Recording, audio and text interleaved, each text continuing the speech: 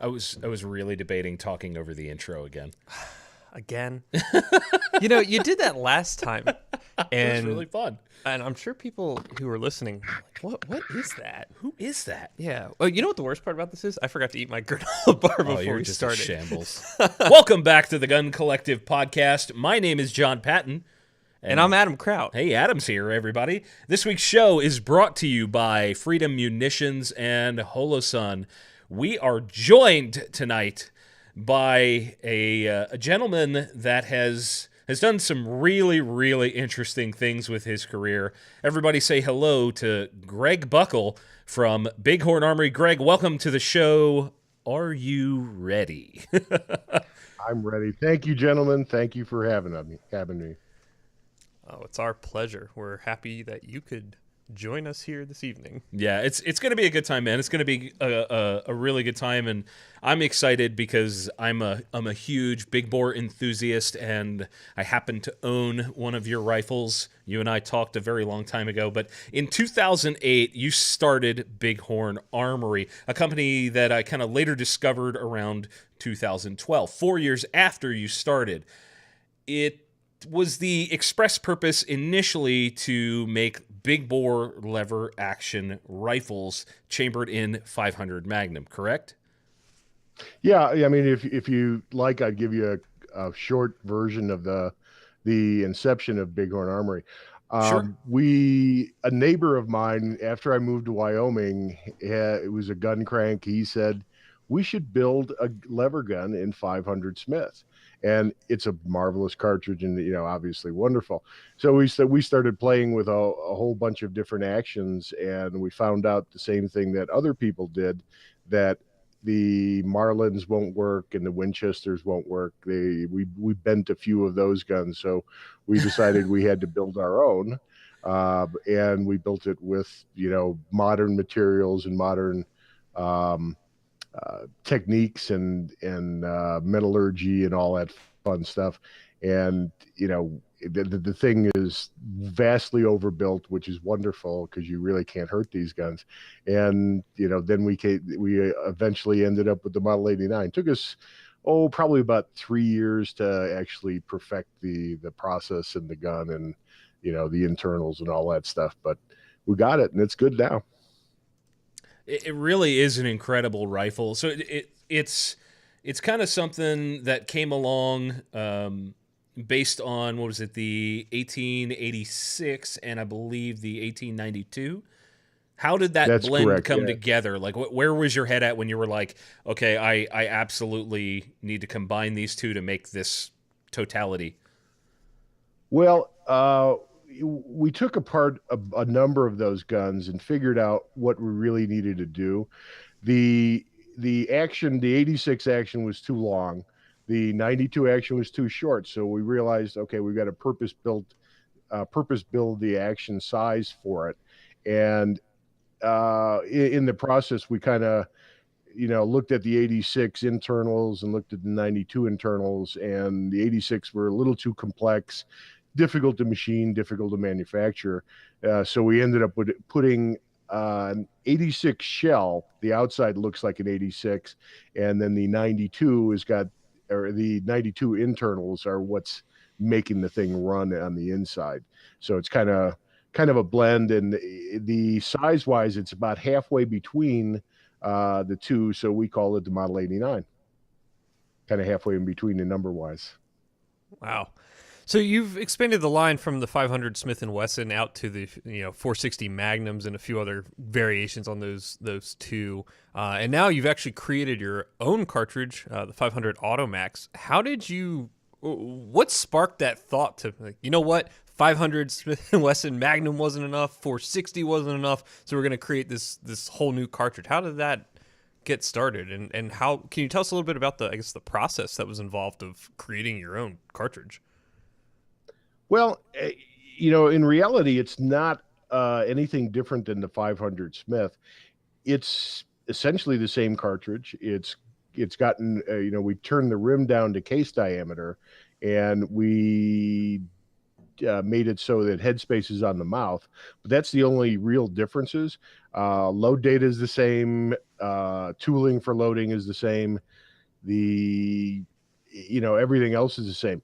Our genesis on the thing was we looked at our customer base, and a lot of our customer base are my age, 50-year-old guys, 60-year-old guys, and we wanted to have something that would appeal to the younger market. So sticking it into an AR platform seemed to be the obvious choice. I would agree wholeheartedly. I was so excited when I found out you guys were doing that. I might have tinkled a little bit. That's weird. Why would you tell people that on a podcast? Listen, you realize this is on the internet forever. Yeah, I don't care. You tinkling your pants. Listen, I was that excited. That's weird, man. It is a little probably weird, see a but doctor. I was genuinely that excited because, prior to the Automax, I kept seeing, the people were talking about the 45 Raptor and these other big bore cartridges on an AR-10 platform. So to see this growth, and I kept saying to myself, somebody really needs to make a half-inch version of this. Somebody needs to do this. And then you peed yourself when it happened? I tinkled. I didn't pee. I tinkled. Thank you. So, Greg, you and I actually, we talked about this a little bit before we went live. You and I actually spoke on the phone, and I believe I can't narrow down exactly when it was in my brain. I was working at a gun shop in Amish country at the time. It was a long time ago. We spent a lot of time going back and forth on this gun and how I had to have one. I placed an order for one, had to have it threaded for a suppressor. You should have. Greg was like, "Wait, what do you want to do?"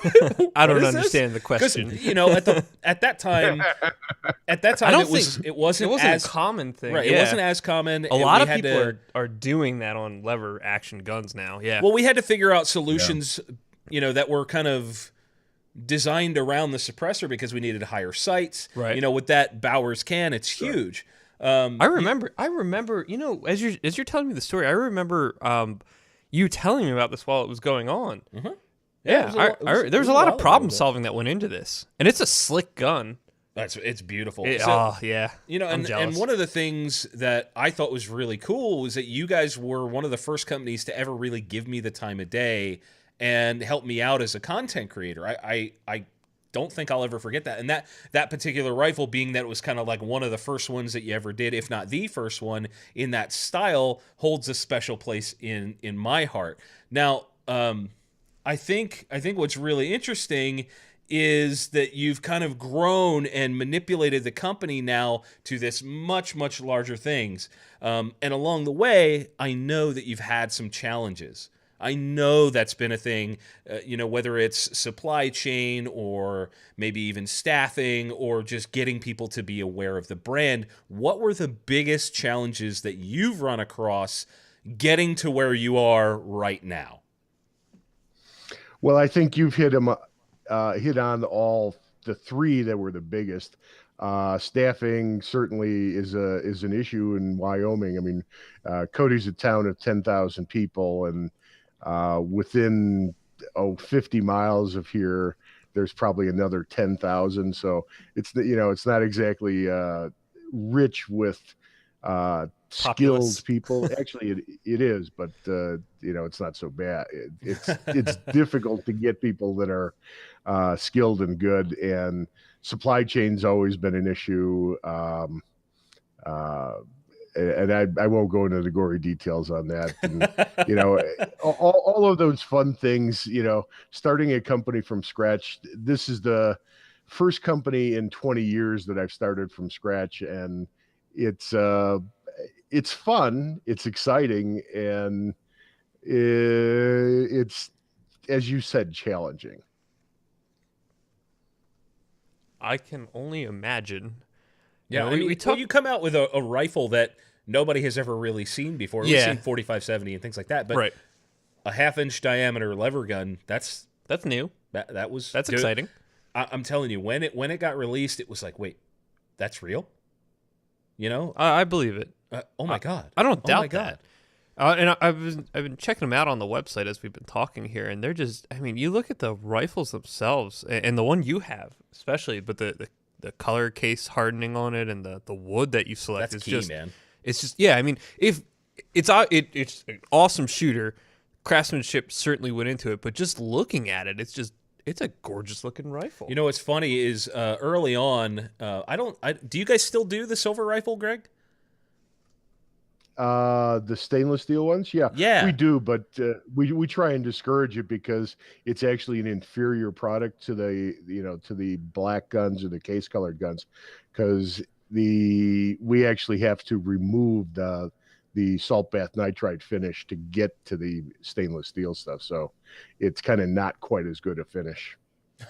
That's pretty funny, actually. I didn't realize that. Yeah, no, that is interesting. So how many people do you employ, if you don't mind me asking? Well, currently we've got 7, and we're hoping the AR 500 is going to allow us to expand to probably about 30 within the next year or two. Yeah. Wow. Do you really anticipate that much growth? Too. Well, we've got some other products in the pipeline that I can't really speak about today. They all should be game changers on the level of the AR 500. So wow. It looks to be exciting next couple of years. So we actually covered the Automax on TGC News not that long ago, and like I said, I was super pumped up about it, and I compared it to, I believe it was the new 458 Hammer from Wilson Combat, and there was another company doing a 4570 Auto. What made you circle back around? Why have you zeroed in on the 500 Magnum over all of the other? There's some amazing cartridges out there. Why half-inch bullets over anything else? Well, I think you've said it right there. It's half-inch bullets. Half inch is a magic number, I think. I love the 500 Smith cartridge. I think it's been dealt with poorly just because everybody thinks it's a handgun cartridge. It's a fine handgun cartridge. Who shoots it, frankly? But the reality of it is, it's a marvelous rifle cartridge. It amplifies the power, in some cases double, putting it in the long gun platform. It's a cartridge that's got such versatility. You can load it down to pop gun levels, or you can load it up to, whale killers, if you will. We've spoke about that. Did I really say whales? Let's say elephant killers. That's PC. That's enough non-PC. I'm going to tell people. Hold on 1 second first. Right. First of all, I don't know if elephants are any more PC than whales. Let's just start there. The ivory trade is. He didn't say lions. Hold on. The ivory trade is pretty. It's not looked favorably upon. That said, as best as we know, there are no confirmed kills of a whale with one of these. Yet. I like that confirmed. Yes. Yet. So before the show, we were. Best of my knowledge as well. Before the show, we were going back and forth, and I brought up the fact that when I talk about having that 500 Magnum lever gun, people go, "Well, what are you going to hunt with that?" And I say, "Anything I want." And I said dinosaurs. Yeah, Adam said a T-Rex, but the point is, it will literally take down any game on Earth. They're confidently. There's nothing there. And humpback whale, the most dangerous game. Yeah, Greg said the only thing they hadn't tested it on is a whale. And then, should I tell this story? Oh yeah, just tell the story. All right, so then I suggested, the real way to do this is to go on a whale watching boat, stand up on the bow, and say "Thar she blows" and pop one into the water. But that's probably not a good idea. Attorney, don't do that. There we go. Attorney weighs in. Don't do that. The Gun Collective cannot be held liable for any actions. Big Horn Armory expressly disclaims any advice. Yeah. I don't even know where to go after that. I think the thing is, the Automax is an expansion. Why not put that in an AR-15 cartridge? Why go to this kind of hybrid?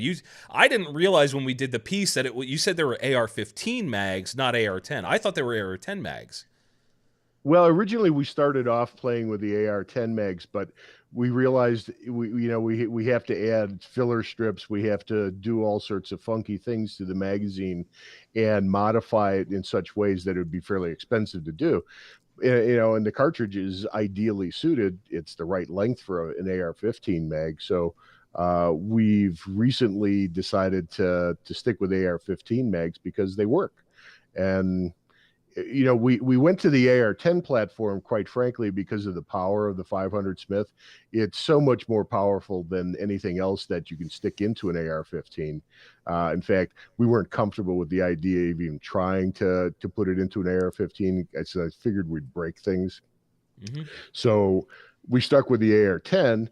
It's a lot more robust platform. It's, made for this kind of power, and it works quite well. The extra weight helps. All sorts of very positive things, come about by choosing the AR-10 platform as opposed to the 15. And it seemed to be the right thing to do. Your bigger extractor, bigger bolt, all sorts of good things come about because of it. The kind of more robust nature. Yeah. How does it? Do you happen to know how it compares to like 50 Beowulf, for instance? Have you seen anything? It's double the power. Okay.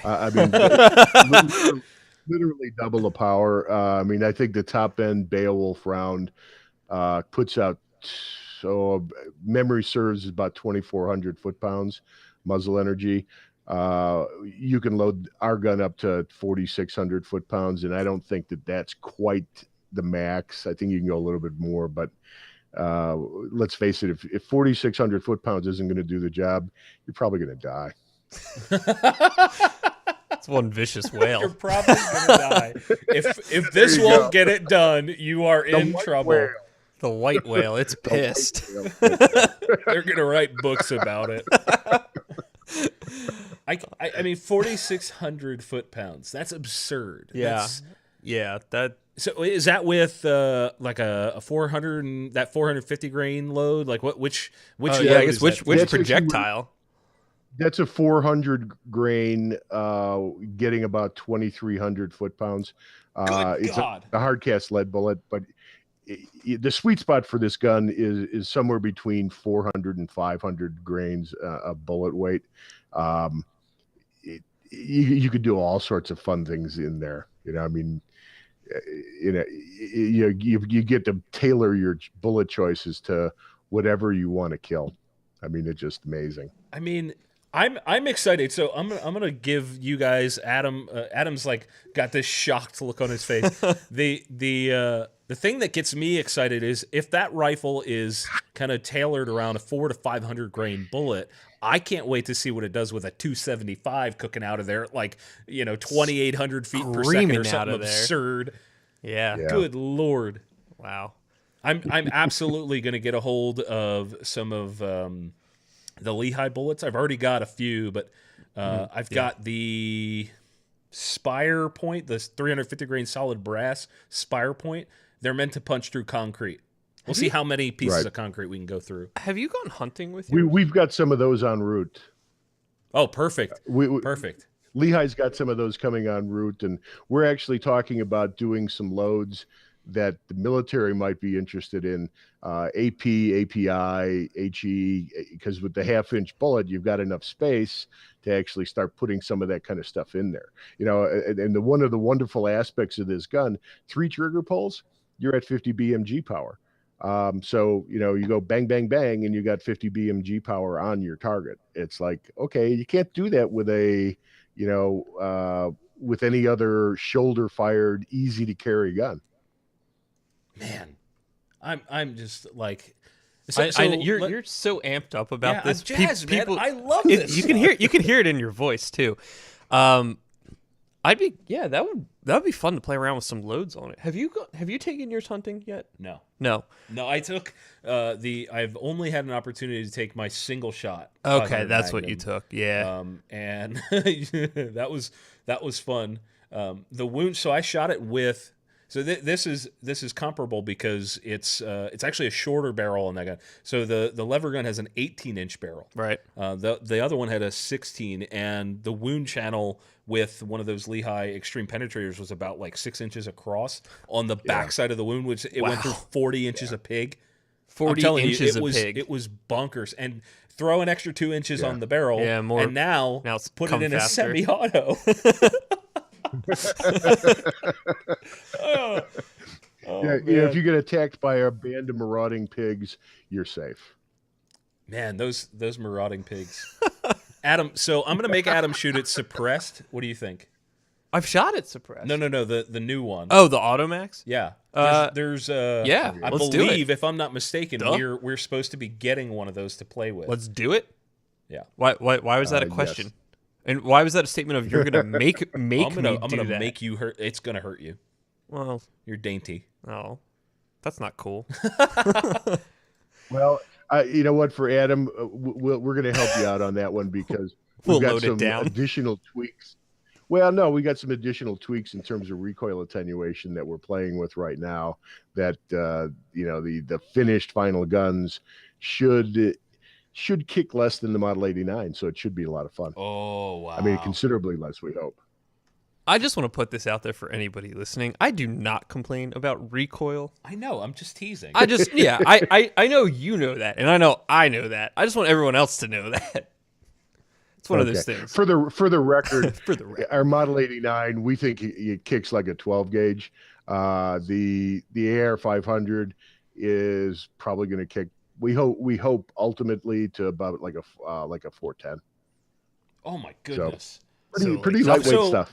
Can you share how you're accomplishing that? I mean, a muzzle brake obviously is going to be an integral part to that, but I mean that can't do everything. What else are you working on? Can you share that? Well, sure we can. We've got we're playing with some buffer technology, some tungsten based, basically heavy buffers. Playing with spring attenuation, springs to balance the power against the weight. We've got an adjustable gas block on these things, so you can tune it to whatever your cartridge is, and if you put a can on there, it'll help allow that to happen too. We haven't built the full auto version or a 3-round burst yet, but all of that kind of stuff is kind of necessary to make those things a reality, because quite frankly, even if it's 410 and you're blasting off, a 10-round burst, well, difficult to control. So, the whole idea is to get the recoil attenuation down to where it's a manageable level that anybody can handle it. So you're saying machine gun with 1/2-inch holes? I'm digging the idea. Yeah.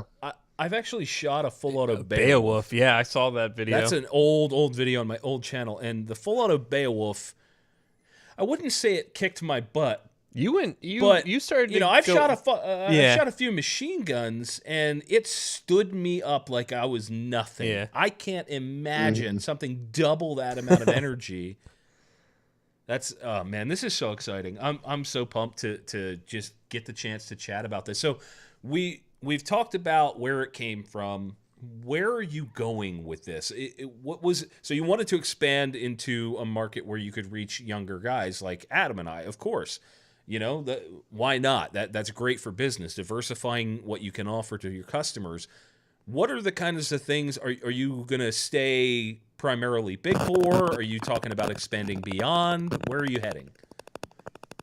Well, we've got a number of things in the channel. We recently were granted a patent for a left-handed 1911.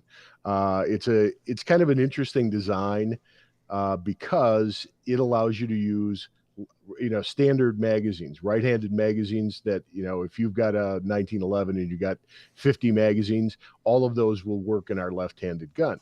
We're trying to hit niche markets that we think are underserved. Um, you know, that's the kind of products that we like to do. I mean, something that is interesting, something that hasn't been done before, and something that actually has some value for for people other than, oh gee, I've got this new cartridge that gets an extra 4% power, in a 308 platform. Well, who cares? Quite frankly, we want to do stuff that's different, that's stuff that hasn't been done before and fun.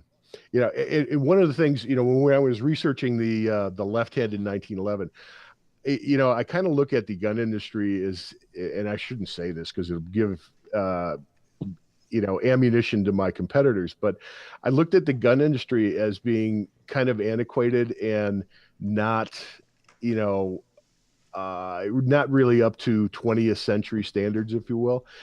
And the reason why I figured that out was, how long it took for somebody to come up with a ambidextrous safety on a 1911?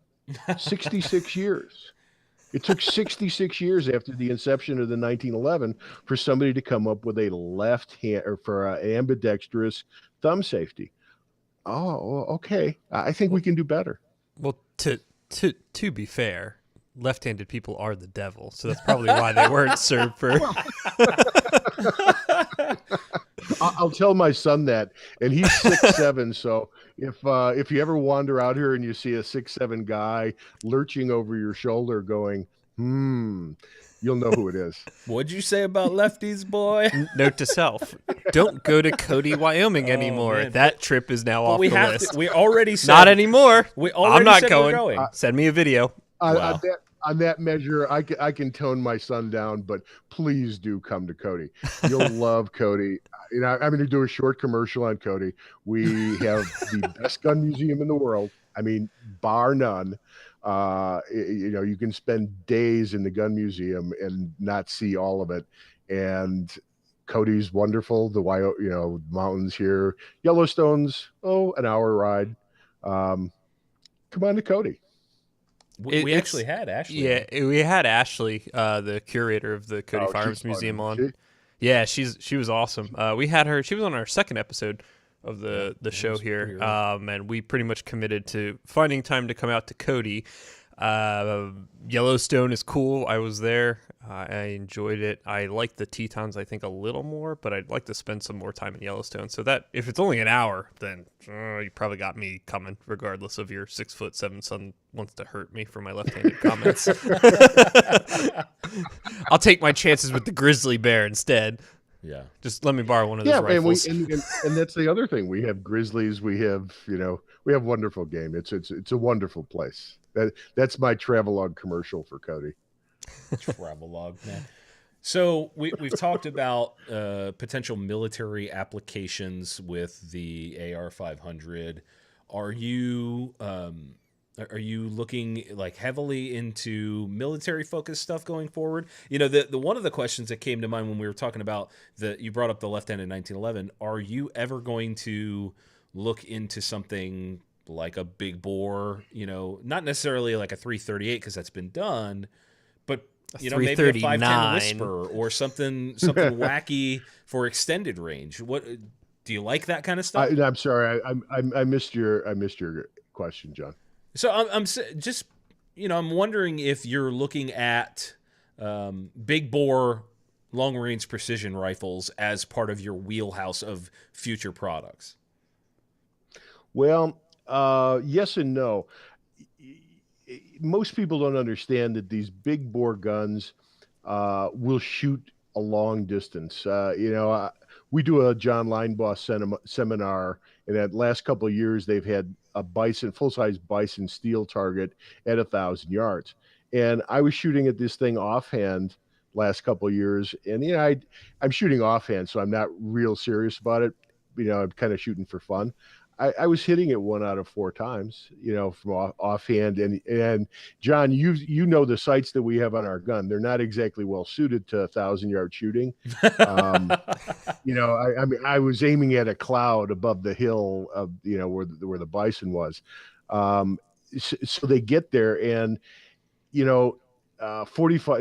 The original Bison guns were in 50 caliber and 45 caliber, and they were considerably slower than, the muzzle velocities of our gun.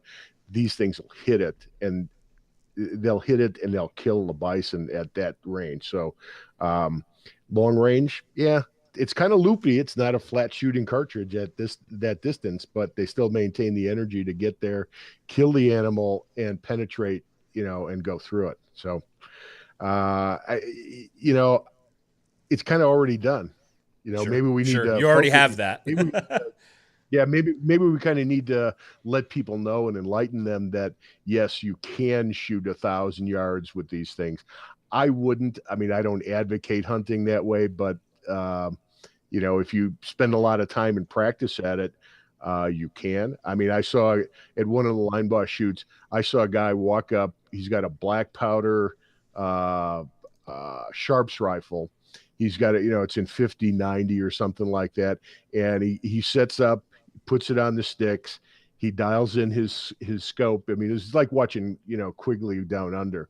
The guy, he dials in his ladder sight. He goes, bang, hits the target. It's 1,000 yards. First shot. Okay. You win. And then he proceeded to do it 2 more times, and then he packed up his stuff and went home. We actually have access to 1,000-yard range. We do. And it's got a big gong at 1,000, so we can start there and see if we can, hold at the moon and see if we can hit, with that arc. But that'd be a lot of fun. It's actually uphill, so you probably wouldn't have to hold as high as you think.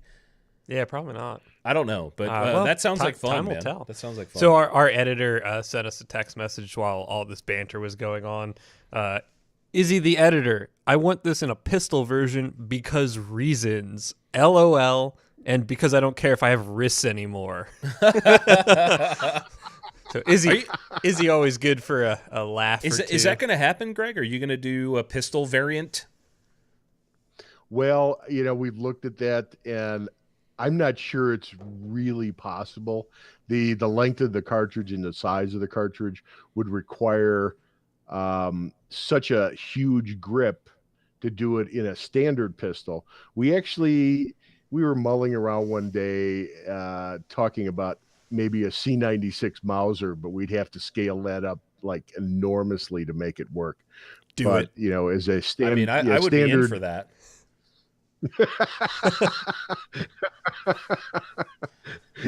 Yeah, well, it's a possibility. I'm not sure it's real, but it's a possibility. Cool.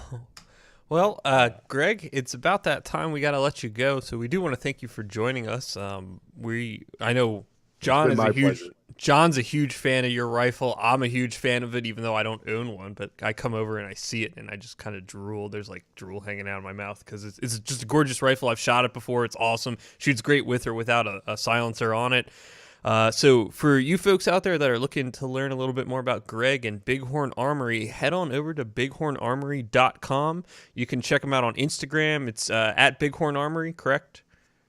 I believe so, yes. Okay, yeah, and you're also on Facebook, I'd imagine, as well. So head on over, check them out, give them a like, follow them on Instagram, all that good stuff, and stay tuned because we are gonna continue to demonstrate the ridiculousness of big bore cartridges and how much fun they are. So, Greg, thank you so much for joining us. We appreciate you taking the time out of your schedule. Gentlemen, thank you very much for having me. Thanks, Greg. We'll see you soon, brother. We'll see you soon. Take care, guys. All right. Well, that puts us into what time? I don't know. What time is it? Oh, well, I guess it would help if I had the right feed up. Yeah, there you go. Yeah, there we go. Sorry, people on YouTube this evening. Special live stream on YouTube, yeah, by the way. we're live streaming on YouTube this week. So, hello to everybody out there on YouTube. Well, we wanted to switch it up. Hi, everybody on YouTube. We do... occasionally look at the comments. Izzy kind of curates them for us while we're doing this live so that we can actually have a conversation with the guest instead of, it's so hard to pay attention to so many different things. There's a lot going on here. It just doesn't work, especially when you're trying to run this. Anyway, so this week's show is brought to you by Holosun. Holosun. Yes, it is. Yeah. So actually, we started taking. We've had that box of optics, and now that it's just sleeting and raining outside, as opposed to being 0 degrees, we started to mount them out here. We started to mount them on rifles. I took one home and threw it on top of the 2A rifle that I've got. It's pretty much a BLR 16 that I built. And I threw that on there last week, and I am stoked to get it out to the range. It does not add any noticeable weight to that already light rifle, so I know my fiance is going to dig shooting that. Yeah. But yeah, as far as Holosun, affordable optics for your rifles at a good value and a quality product. A lot of our friends have been using them. A couple guys have taken them overseas to see how they do over there, and we've heard favorable things. So be sure to check them out, holosun.com. They got a couple different models out there, including... You can see the 510C. I just posted a picture on Instagram like yesterday. Okay. I actually have it on that Big Horn Armory rifle. So if you go to the Gun Collective on Instagram, you can see the Big Horn Armory rifle with the Holosun 510C. That's kind of like an open style sight. That thing's rad, and I also put it on my Rifle Dynamics AK, and I'm excited to kind of try both of those out. Our other sponsor this week, besides Holosun, you can check them out at holosun.com. Our other sponsor is Freedom Munitions.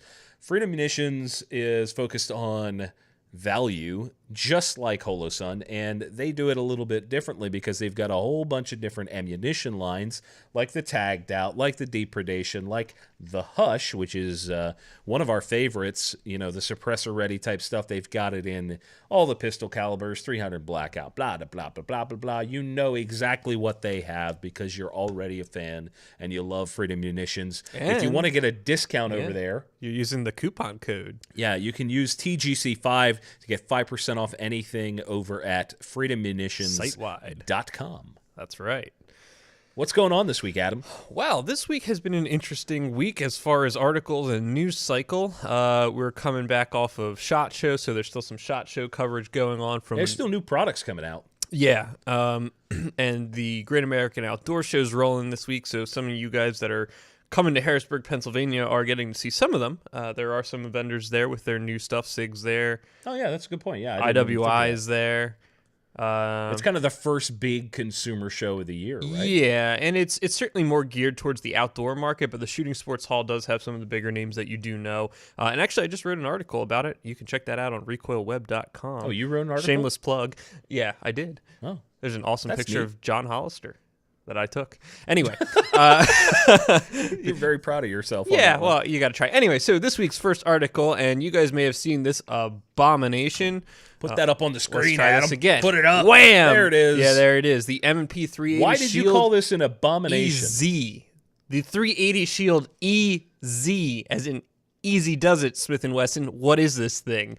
Listen, the only problem with this gun that everybody has, the only real problem here is that grip safety. People are upset about that for whatever reason. This is not aimed at the current market. This is not aimed what at market is it aimed at then? No. This is aiming at the market of the older folks that are buying the Bodyguard 380, and they wanted to give them a more full size type option. That's what this is. I will tell you what. I haven't picked one of these up. I heard a rumor that it will be at the Great American Outdoor Show by Saturday, so I will go check it out. Okay. Anything is better than that Bodyguard 380. I think that thing's terrible. I think a rock would be better than that thing's thing. terrible. I've never seen a single gun fail more than that. I've never seen people come back and the lasers fail. So much. Lasers suck. You get any oil in there and the lasers toast. I've seen jams so hard in that gun. Racking that slide is next to impossible. I think we saw one when Adam and I were working at a gun shop together. I think we saw one of the hardest jams ever when you have to try and find a hammer to get the thing apart. Yeah, and anyway, that thing. The Shield EZ, $400 MSRP. This is a single stack 380? Is that right? Yeah, I think it is. And there was a picture of the magazine here. I'm going to pop this back up and go try and find it because the picture was kind of, you know how the 22 magazines have the tabs on either side that you can pull down to load? Really? Yeah, so let me see if I can dig this up real Yeah, quick. he's looking around on the interwebs there, and Yep, I think there it is. All right, so this we're is gonna on pop guns, gunsandammo.com. gunsandmammo.com. Got this breakdown here. I'll try and blow it up some so you guys at home can check this out. So it's a 8-round capacity, and as you can see here, we're gonna get that off the screen. You can see it's got the little pull tab right there. So interestingly, I wonder if that also alludes to part of the EZ, and I wonder if this is marketed more towards the elderly crowd and the stuff. Is. Which you know what? Props for that. And a lot of people were also hating on the thumb safety. They do make it in two. They make it in two variants, like every other shield out there. I don't understand why anybody would be upset about a thumb safety, as if that was like the first gun ever to have one. Well, no, that was the 1911. but my point is, why is anybody upset about a thumb safety? M&Ps have had them forever. Like, why does this come with it? Okay, I don't know. Relax. You don't have to buy it. Yeah, and for the record, I don't know if the 1911 was or was not the first one. I'm sure someone will correct me in the comments. Send hate mail to the garbage can on that one. I think this is cool. I think this is great. Look, for the price, I think that's good. You know, I would agree. The backstrap safety does nothing for me, but that's nothing a drill and a roll pin can't solve. That's a bold strategy. I'm sure products liability. Yeah, I'm sure products liability wise, horrible idea. Yeah, well, you absolutely void your warranty, but and any other kinds of safety issues. Look, we've got an XD here on the table for those of you that are watching live. This is a Springfield XD V10. This is an older gun that I've had for a very long time. Lots of rounds through. We're gonna get a lot of people boycotting us now. You own a Springfield. This is the second. This is the second one you've admitted to now. I own 2 Springfield. I don't care. Like I bought these guns. For everybody listening, Adam does not own a single Springfield. So listen, I'm cool. I understand. Springfield's traitors. I like this gun. This is a Croatian gun, anyway. Oh, right. By the way, sorry. BT wrong. We're looking at the wrong window. Yeah, here. we were. That's sorry great. about that. So here, you can see the XD. So now. we've got an XD on the table. It's got a grip safety. I'm not upset about that. I don't see why people get so mad about it. Like, why are people getting so bent out of shape about something you have to grab anyway? Well, 1911s have them too. It's not like it's the first gun in the history of the world that had that thing attached to it. I don't know. Anyway, it's so weird. I think it'll be interesting to see. We'll have to pick it up. We'll have to play with it. I'd be curious to know size-wise how it compares to the new 365 from SIG, though. Honestly, I was shocked by that gun. I went over and we're walking by SIG at SHOT Show, and I'm like, you know what? I got to look at this thing. I was at SIG's booth, and I still have not checked it out yet. That's dumb. I'm going to do that. Why wouldn't you do that? Well, because I just didn't think to do it. Anyway. That gun's nice. I'll say that. I'd be curious to see comparatively size-wise where they range, because now you're talking about the difference in just the cartridge, potentially, and price point. So, anyway, that's that. It's $200 price difference. Is it? Okay. Well, that SIG is not cheap. Well, yeah. All right, what's next? All right. There we go. Everybody knows what that is. I think it's a Browning High Power, which has now been discontinued. I didn't know they were still making them. Yeah, so the notice on Browning's website says, no longer in production. The High Power is one of John Moses Browning's finest designs. And although it's possible to still find high-power pistols across the dealers at dealers across the U.S., the High Power is technically out of production. Current dealer inventories will be the last available from Browning for the foreseeable future. Well, they did nothing to market the thing. The only thing getting people to buy that was, I got to have a High Power. Dude, I'll tell you what, I've seen some gnarly High Powers.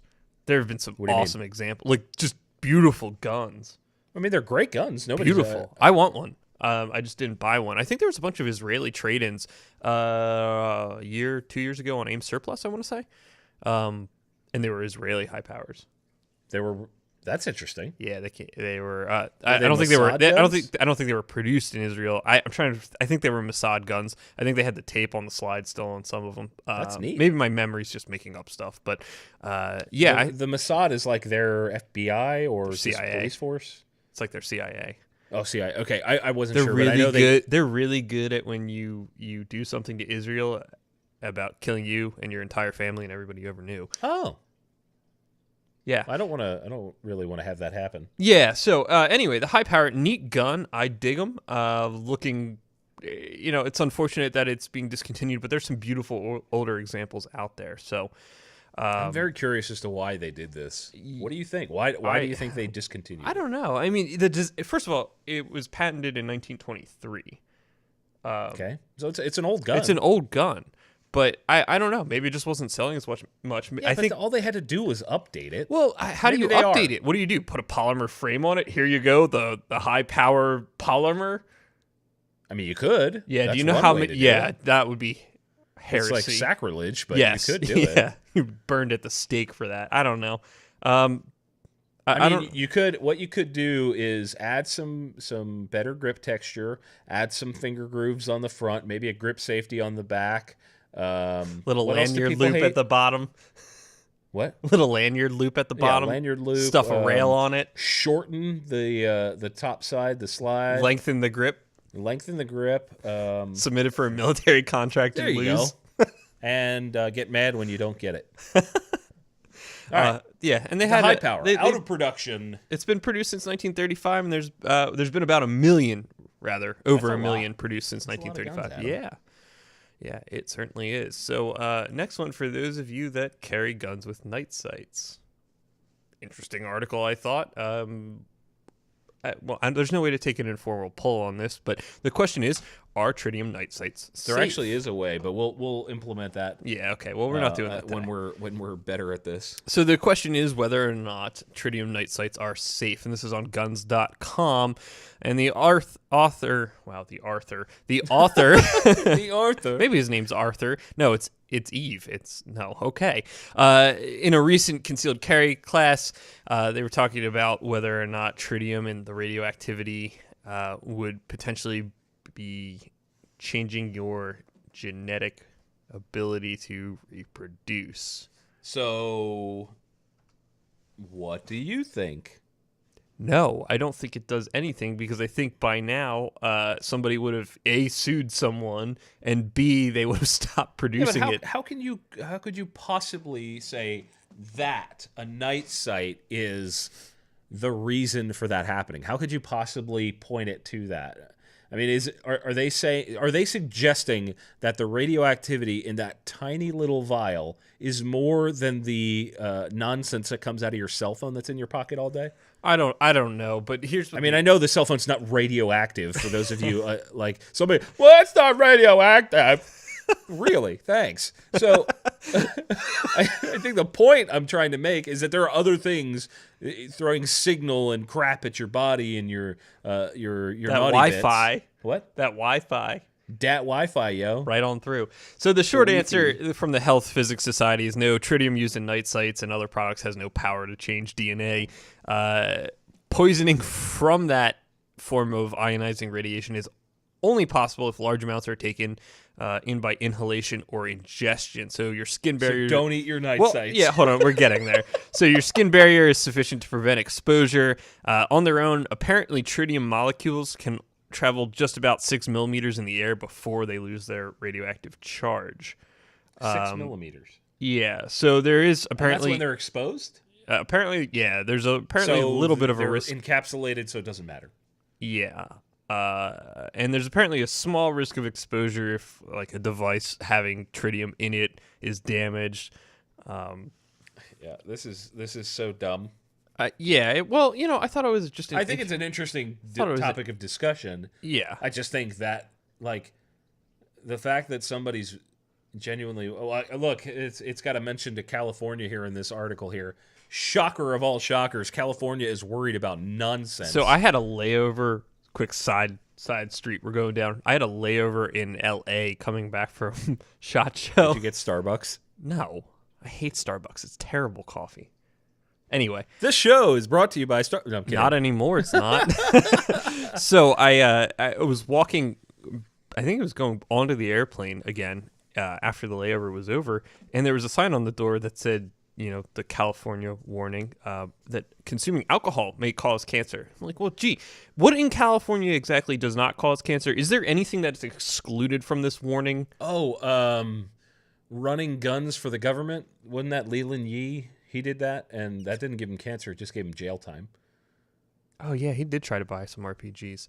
Cool. Well, hey, equal opportunity jail for everybody. So if you're wondering, don't go breaking your tritium night sights and licking them or snorting them or pouring them on food or don't do it.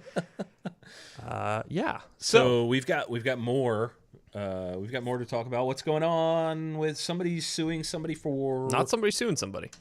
Not this week, anyway. So you guys may have heard on the news that the Las Vegas shooter had some armor-piercing ammunition, and apparently now this week, I think it was this week, there was a criminal complaint filed in the United States District Court for the District of Nevada. That's right, Nevada, not Nevada.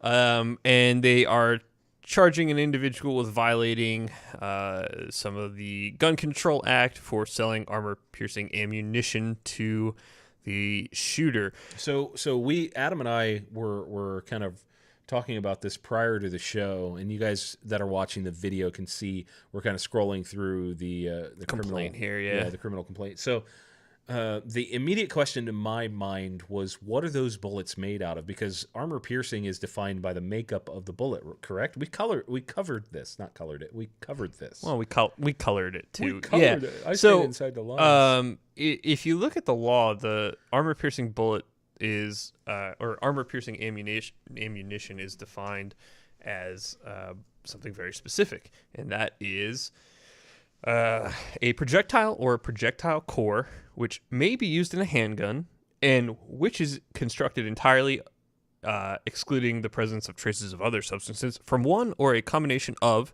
tungsten alloys, steel, iron, brass, bronze, beryllium, copper, or depleted uranium, or a full jacketed projectile larger than .22 caliber, designed and intended to be used in a handgun, and whose jacket has a weight of more than 25% of the total weight of the projectile. Blah blah blah. More legal stuff. Yeah, go watch the episode of the legal brief on it. The interesting thing was when I was looking at the complaint here, they didn't. I'm not sure how they specified its armor piercing. If you look, and I'll pop this back up on the screen for you guys watching at home. The forensic analysis of the ammunition recovered from the shooter's room. They took some of the cartridges and they found that it matched the tooling marks on the reloading press of the guy that the criminal complaint is filed against.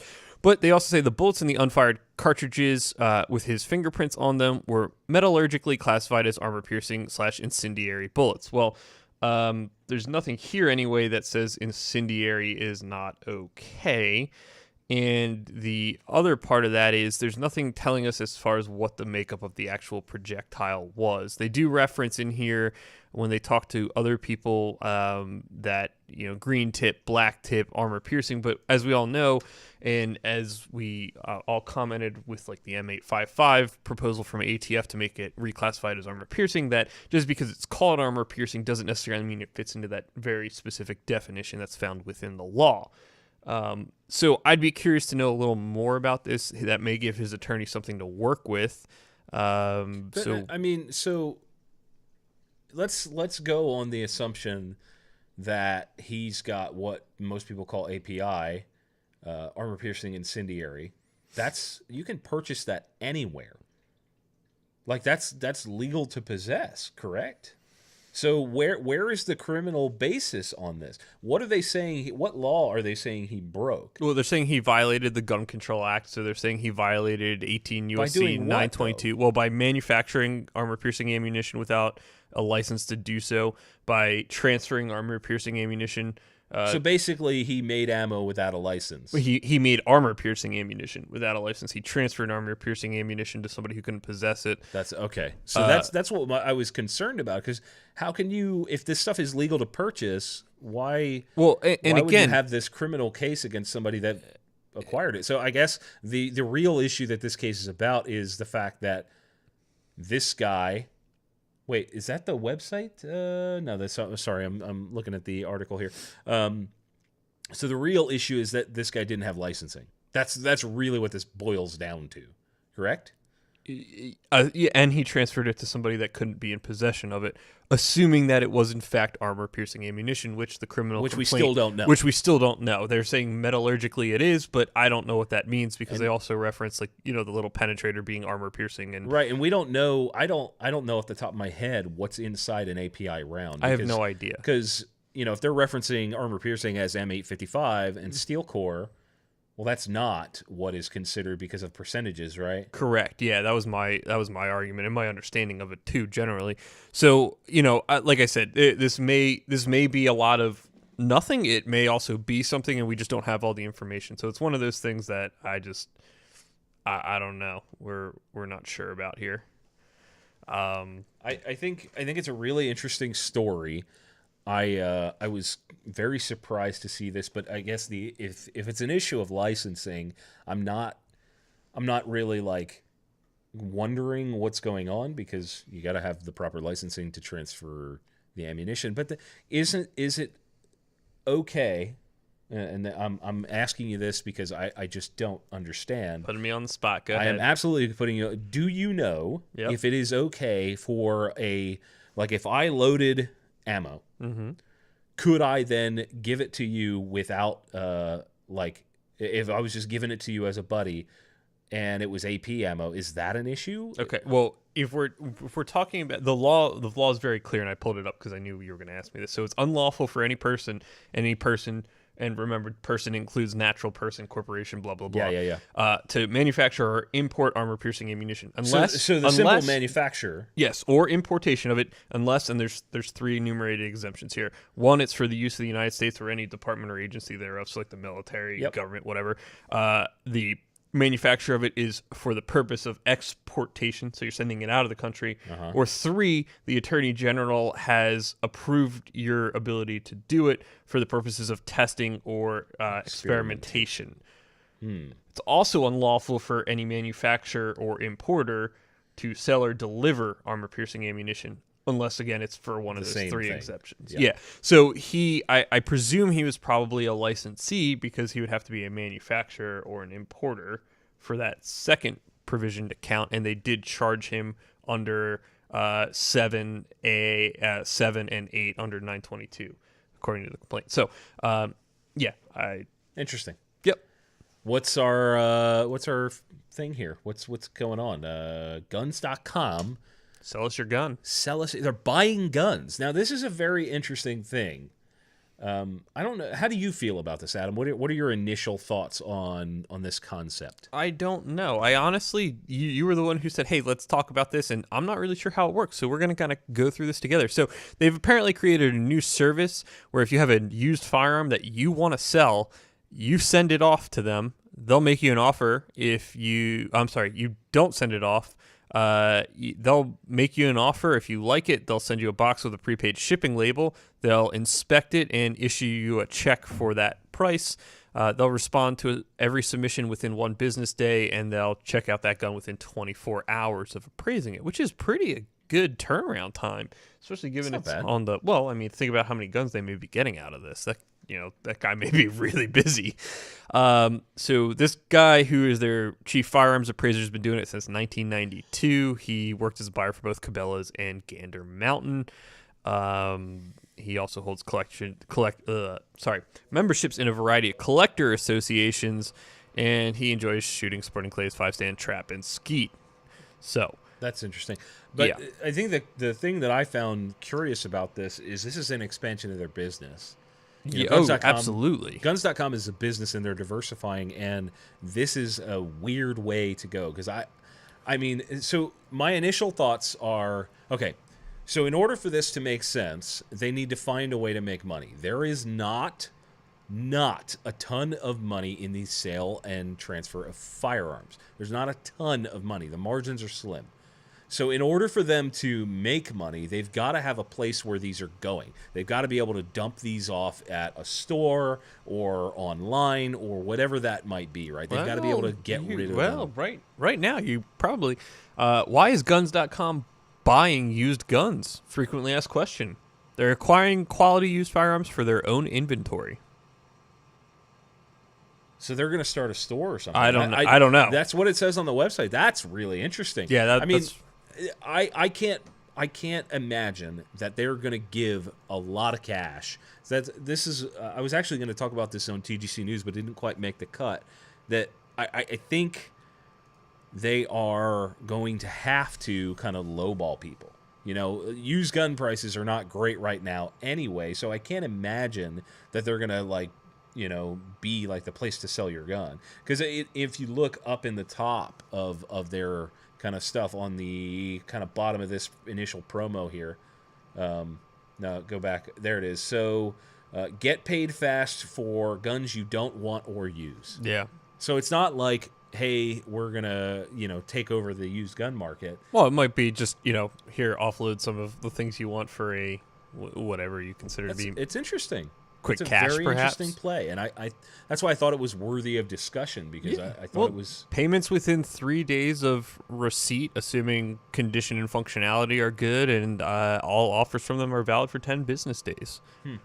good for them. Yeah, Good for them. no, it's certainly interesting. One last thing I want to bring up: Adam was just endorsed by one of the largest gun owners associations, the Gun Owners of America. Adam was just endorsed. They sent him out in an email. Your little face was in there, and told people to go vote for you in the race for the NRA board. Adam had no idea I was actually going to say that, but No, I didn't. I think it's an important thing that the GOA is now getting behind you, because a lot of people are saying, screw the NRA, I don't want any part of it, I'm going to support the GOA. But now the GOA is saying, no, vote for Adam. Well, interesting. And if you look, Tim Macy in his email, he's a NRA benefactor member as well. So, Sure. It just goes to show, and it's something I've been saying, is that you can be members of multiple different organizations. It's perfectly fine. No one single organization is going to be the solution to And they all have everything niches in the that US. they're very good at. Yeah. So, I try not to talk about the NRA stuff on the podcast because I know you guys are sick of hearing it everywhere else. Well, I thought it was a very interesting thing, so I wanted to bring it up. I appreciate that.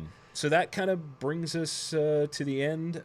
We've got a couple questions. Let's grab these. Let's do Okay. it. Okay. Go ahead.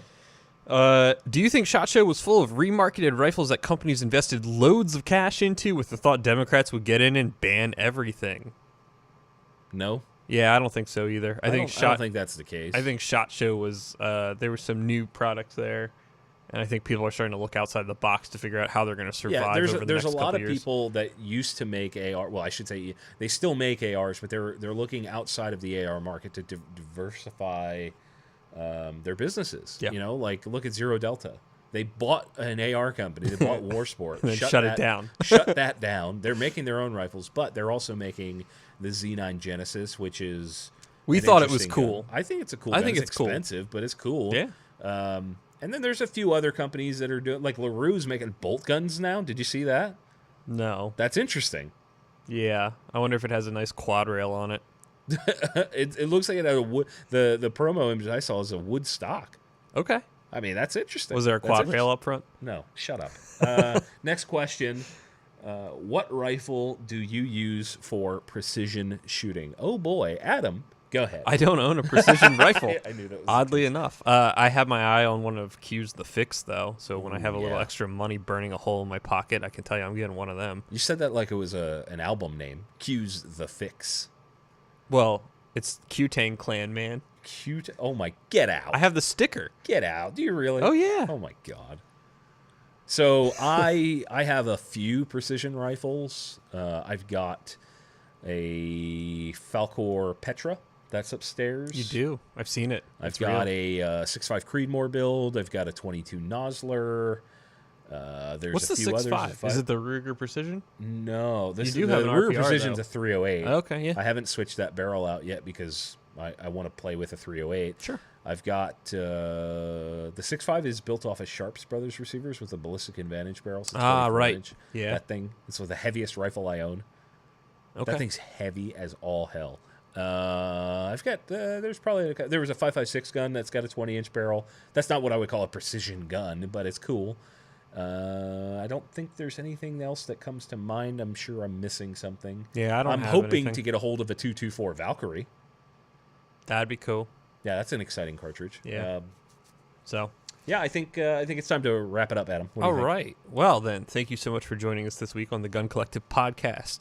Yeah. Be sure to check us out on Facebook, YouTube, Instagram, wherever else you want to find us, theguncollective.com. Send all your hate mail to theguncollective@gmail.com or send us a message on Facebook so we can promptly ignore it or respond, whichever you No. prefer. No. Well, if it's hate mail. Be sure if you're coming out to Harrisburg, the Great American Outdoor Show, it goes through February 11th. John will be there on site Thursday and Friday. That's tomorrow if you're watching live. Yes, that's tomorrow if you're watching live. So this Thursday, Friday, so the 9th? 8th and 9th. 8th and 9th. Are you going to be there at all? No, but I will be back this weekend manning the booth, so I will be there Saturday and Sunday again. Please do stop by, say hello to me. I saw a bunch of you guys earlier in the week. Yeah, and I took pictures and I posted them on Facebook, and I know John is going to be probably lighting up social media with his location and doing the same thing. Come find him, talk to him. We love meeting you guys. And if you find me, I do have TGC stickers. Just remember to ask because I keep forgetting to hand them out. All right, guys. You can find the podcast on iTunes, Stitcher, Firearms Radio Network, all over Google the place. Music. Google Music, too. Leave us a review, too, please. Yeah, please leave us your feedback. We want to say a special shout-out to Freedom Munitions and Holosun for sponsoring this week's show. And we'll see you next week.